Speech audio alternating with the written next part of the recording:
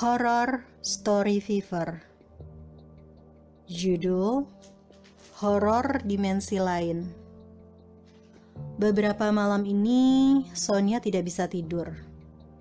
Bahkan dia merasa sangat kelelahan karena Sakura, anaknya yang berumur 4 tahun, selalu menangis dan terbangun setiap malam.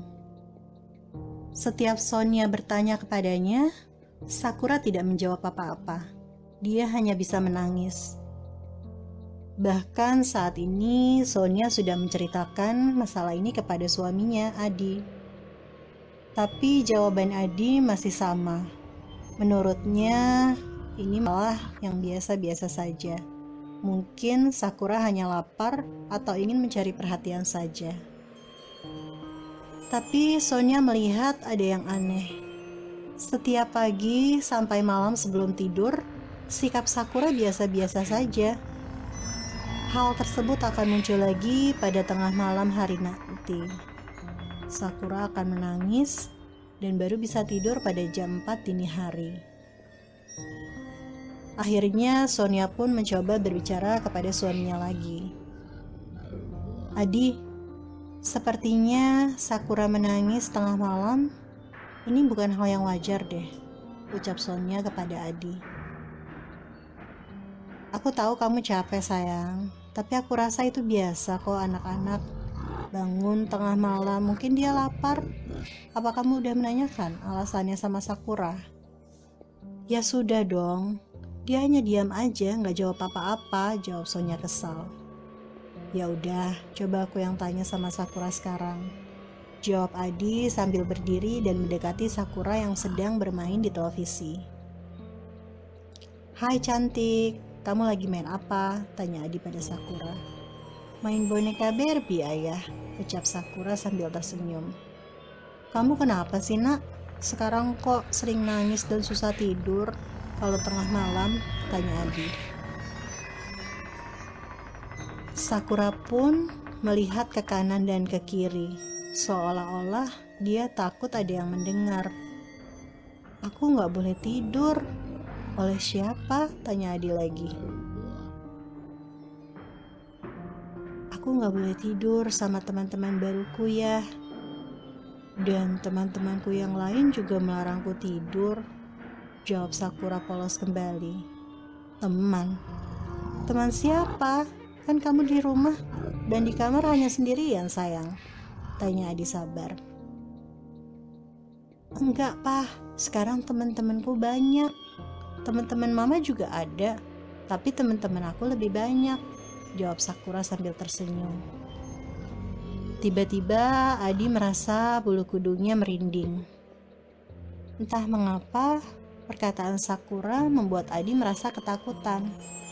Sepertinya dia dapat melihat dimensi lain. Saat itu juga Adi langsung mendekati ke Sonia dan membicarakan masalah yang dialami Sakura tersebut. Akhirnya mereka berdua sepakat untuk memanggil Haji Soleh, yang kata masyarakat setempat bisa mengusir hal-hal gaib seperti itu. Tok tok tok, suara pintu rumah diketuk. Assalamualaikum, sapa Haji Soleh yang baru datang. Waalaikumsalam, jawab Sonia.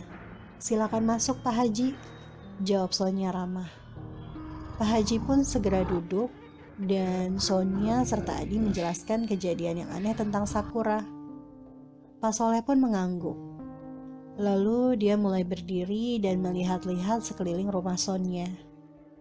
Kamar Sakuranya di mana? Tanya Haji Soleh. Di kamar atas Pak, silahkan. Lalu mereka berdua sama-sama menuju kamar Sonia.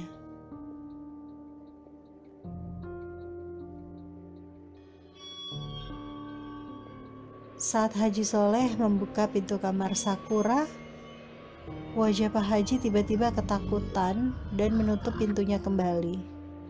Astagfirullah, jawab Pak Haji. Sebelum kejadian, apa yang kalian lakukan atau kalian pergi kemana? Tanya Haji Soleh. Lalu Sonia pun mengingat-ingat kembali.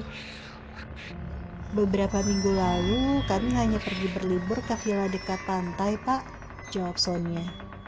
Apakah kalian mengambil sesuatu dari tempat itu? Tanya Haji Soleh. Sepertinya tidak ya Pak, jawab Sonia. Coba kamu tanya sama Sakuranya, jawab Haji Soleh.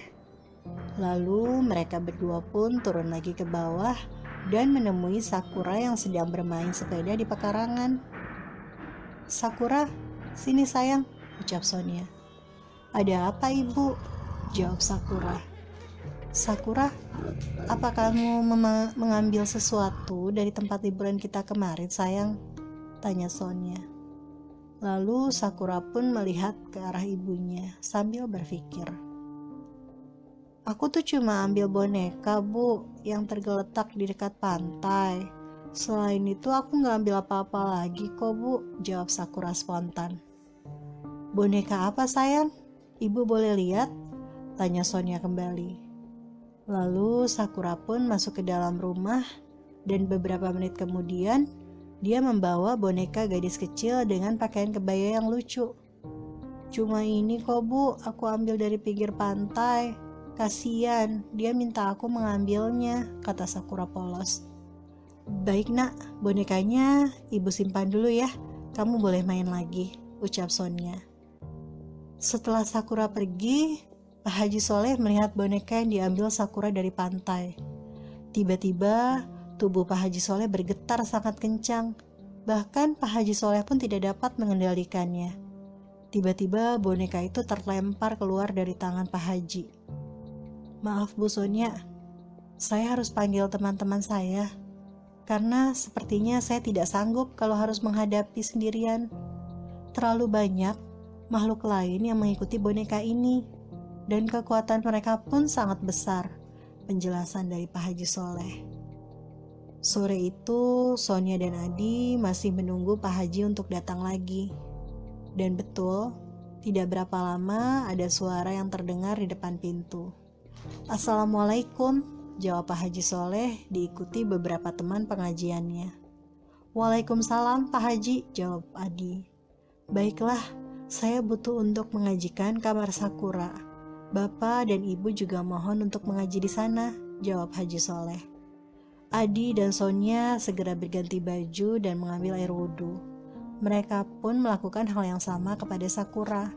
Mereka segera menyusul pergi ke kamar Sakura. Pengajian pun dilakukan. 15 menit pertama suasananya sangat tenang. Tetapi tiba-tiba salah satu anak pengajian Pak Soleh terkapar. Tubuhnya menggigil dan saat dibantu oleh Adi, Pak Soleh melarang. Jangan Pak, biarkan saja. Kita tetap lanjutkan pengajian ini apapun yang terjadi, ucap Pak Haji Soleh. Dan betul saja. Satu persatu anak pengajian lain juga mulai terkapar. Sonia hampir tidak tahan melihat situasi tersebut. Dia hampir ingin keluar dari ruangan tersebut, tetapi Pak Haji menahannya. Sebentar lagi, kamu harus sabar, kata Pak Haji. Tiba-tiba ada salah satu anak pengajian yang sudah terkapar duduk kembali.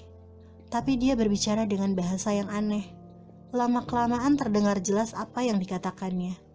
Siapa kamu? Kata Pak Haji. Aku Rona, jawab orang tersebut sambil melotot kembali. Mengapa kamu dan teman-teman kamu berada di rumah ini? Kata Pak Haji. Aku ingin bermain dengan dia, sambil menunjuk Sakura. Kalian dari dimensi yang berbeda, pulanglah, kata Pak Haji. Tidak mau, jawabnya. Harus mau. Lalu Pak Haji pun membacakan kembali ayat-ayat suci dan menanyakan sekali lagi. Kamu harus pergi dari rumah ini, kata Pak Haji. Tidak mau. Lalu Pak Haji membacakan kembali ayat-ayat tersebut dan itu terjadi hampir sekitar 1 jam. Terus menerus seperti itu. Tiba-tiba orang tersebut terkapar lagi dan terjadi pada orang yang lainnya. Dengan kondisi yang lama, mereka tetap tidak mau pulang. Tiba-tiba Sakura langsung berdiri dan menuju ke kamar tidur. Dia mengambil boneka yang ditemukannya dan dia berbicara dengan boneka tersebut. Berhenti, jangan diteruskan, kamu harus pulang. Aku tidak mau ada yang terluka, kata Sakura. Sonia langsung mendekati Sakura secepat mungkin. Sonia takut terjadi apa-apa kepada Sakura. Dan Sonia langsung memeluk Sakura saat itu juga. Lalu Pak Haji pun mengambil boneka tersebut dan membacakan ayat-ayat suci lagi. Semua roh-roh yang ikut bersama boneka ini harus kembali ke dimensi kalian sendiri. Begitu ucap Pak Haji. Tiba-tiba angin kencang di dalam ruangan berhembus terasa sampai mengenai kulit dan merasa bahwa ada suatu energi yang berkumpul dalam ruangan tersebut dan menjadi satu. Terlihat bayangan tersebut masuk kembali ke dalam boneka yang ditemukan Sakura di pantai tersebut. Saat suasana sudah tenang, Pak Haji pun berdiri. Alhamdulillah sudah aman, ucap Pak Haji. Alhamdulillah, ucap Sonia dan Adi berbarengan. Ayah, ibu, teman-teman Sakura sudah pulang, ucap Sakura. Dan akhirnya mereka dapat menjalani kehidupan seperti biasa. Tidak lupa Pak Haji menaruh kembali boneka tersebut ke tempat asalnya, karena memang dimensi itu berada di sana. Beberapa minggu kemudian, ada sekeluarga yang sedang berlibur kembali di pantai tersebut. Sasha, jangan main dekat-dekat pantai, kata Mama. Iya, Mah. Saat Sasha ingin beranjak pulang, tiba-tiba dia melihat boneka lucu berbicara padanya. Aku mau ikut kamu, kata boneka itu. Baik, nanti kamu main di rumah aku ya, kata Sasha, dan diambillah boneka tersebut.